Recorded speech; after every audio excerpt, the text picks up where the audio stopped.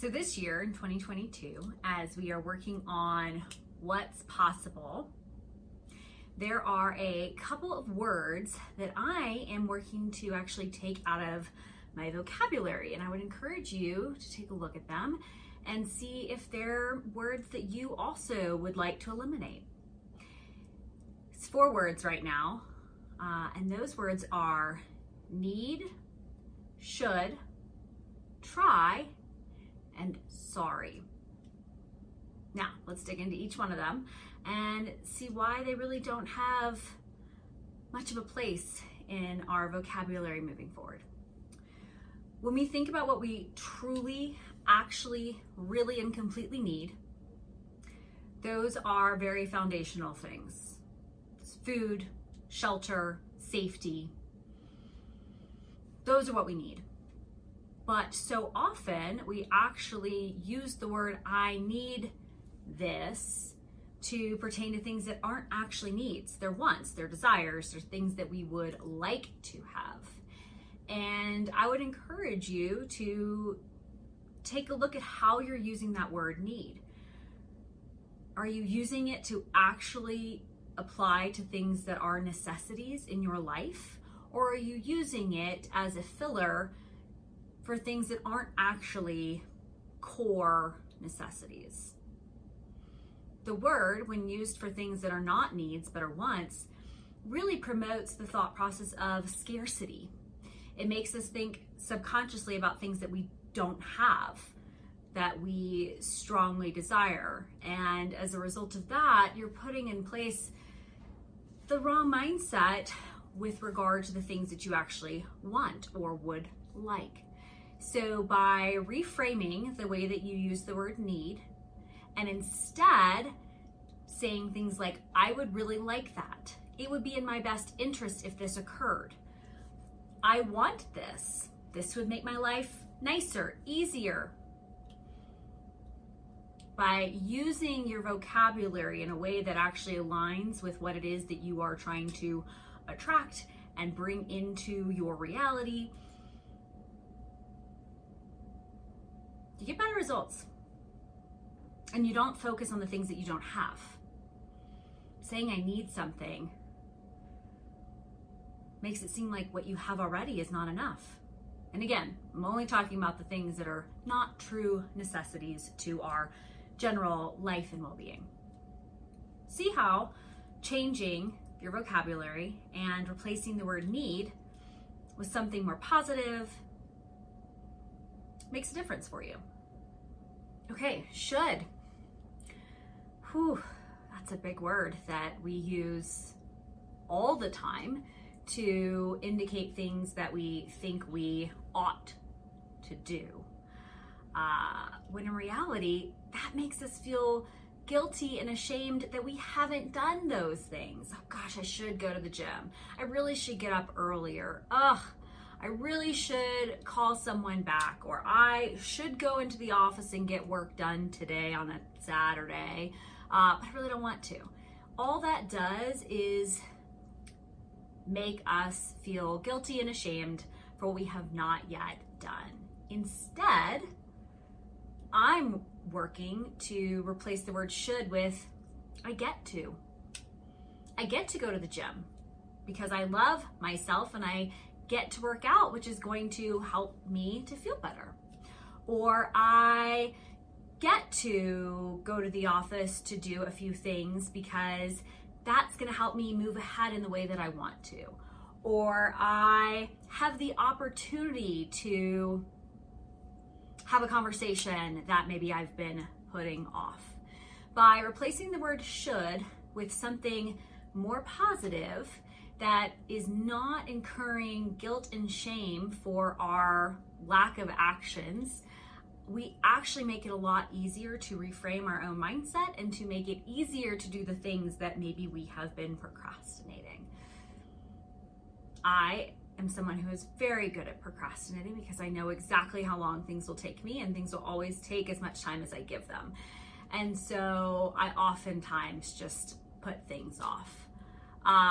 But in reality, when I actually started taking account of that and taking a look at what was I subconsciously procrastinating versus what was I intently saying, I don't need to do that yet.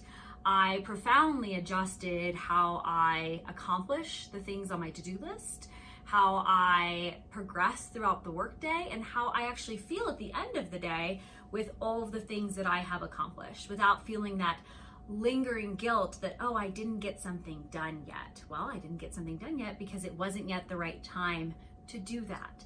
And if we trust ourselves to progress through our workload, through our day, through our life, knowing that we are acting in our own best interest, well then why do we need to tell ourselves, oh gosh, I should have done something? No, that wasn't right for you at that time. There is no should. I would highly recommend removing it from your vocabulary. As Yoda said, there is no try, do. This year I am working to remove the usage of the word try from my vocabulary.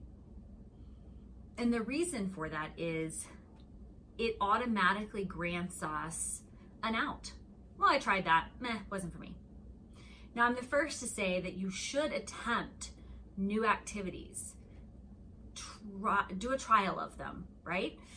But after the first time, after you've seen it, after you've, decided if it is or is not for you, at that point, by saying, I'm trying this, all you're doing is saying, I'm really never going to actually accomplish that. I've been trying to learn Spanish for way too many years. And this year I said, nope, I am learning Spanish and I'm going to be fluent in Spanish. Done. Okay, well, guess what? Then now I don't have an out. Now I actually am writing my to-do list in Español y practicar Español con mi perro. I'm talking with my dog in Spanish all day long. I'm no longer giving myself an out subconsciously. And so I would really encourage you to see how you use the word try in your everyday vocabulary and how that actually lets you off the hook for the activities that maybe you really do want to be doing. Now, it's also a good indicator of what maybe you really don't care that much about, that you actually are not putting in place the effort to make a difference. I'm trying to lose weight. Are you? Are you losing weight or are you not losing weight? Are you getting healthier or are you not getting healthier? Are you gonna get a promotion and work towards it or not? Take out the word try. Do. Make it happen. Because what's possible? Everything. You just have to go for it. The final word I highly recommend removing from your vocabulary is the word sorry. And I counsel clients on this all the time. I am by no means saying don't apologize for behavior that needs an apology, but far too often we say I'm sorry for things that we are not genuinely and authentically apologizing for. Oops, sorry, didn't mean to do that. It's not a positive type of interaction or exchange. If you have truly done something that is worth an apology, then say so. I apologize for this behavior. Or if, for example, you're late to a meeting or you were delayed getting something done or whatever it might be, flip it around. Appreciate and say thank you to someone for waiting for you, or for holding the door open for you, or for moving out of your way. Or, hey, oh gosh, I bumped into someone. Instead of, I'm sorry, excuse me, pardon me. Saying thank you and being genuine with the actual times when we are looking to apologize goes a long way. Makes a difference in how we are interacting with others in our authenticity of how we're showing up each day. So much of the time when we over apologize, over say, I'm sorry. What are you sorry for? Did you really do something that was wrong? Did you do something that was incorrect? Did you do something that actually justifies saying, I'm sorry? No, most of the time that is a conditioned response, oftentimes derived in trauma, where we don't think there is validity for us showing up in the world. And so we are over apologizing just for our existence. I counsel so many team members on this specific thought process. Don't apologize just for being you. Don't apologize for anything in the workplace that isn't something that you did wrong.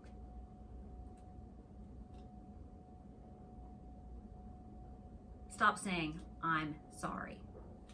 Genuinely apologize if it's warranted.